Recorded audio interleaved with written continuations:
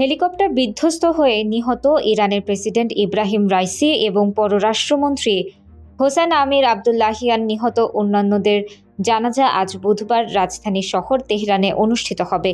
বুধবার জানাজার ইমামতি করবেন দেশটির সর্বোচ্চ ধর্মীয় নেতা আয়াতুল্লাহ সাইয়েদ আলী খামেনি। খবর অনুসারে তেহরান বিশ্ববিদ্যালয় চত্বরে বুধবার স্থানীয় সময় সকাল 7:30টায় রাইসি ও তার সঙ্গে নিহত অন্যান্যদের জানাজা অনুষ্ঠিত হবে। এই নামাজে আলী খামেনির ইমামতি করার কথা রয়েছে। এর আগে গতকাল মঙ্গলবার ইরানের উত্তর পশ্চিমাঞ্চলীয় শহর তাবরিজে রাইসি ও তার সফর সঙ্গীদের প্রথম জানাজা অনুষ্ঠিত হয়। তাবরিজে হাজার হাজার ইরানি চোখের জলে এই নেতাকে বিদায় জানিয়েছেন। মঙ্গলবার সন্ধ্যায় রাইসির মরদেহ কোম শহরে নিয়ে যাওয়া হয়, যেখানে ইব্রাহিম রাইসি পড়াশোনা করেছিলেন। কোমে আরেকটি জানাজা শেষে রাইসি ও তার সঙ্গীদের মরদেহ তেহরানে আনা হয়েছে।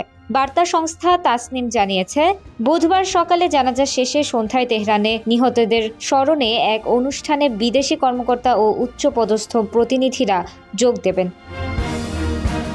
সব আনুষ্ঠানিকতা শেষে রাইসিকে আগামীকাল বৃহস্পতিবার দুপুরে ইরানের উত্তর পূর্বাঞ্চলীয় শহর মাশহাদে দাফন করা হবে।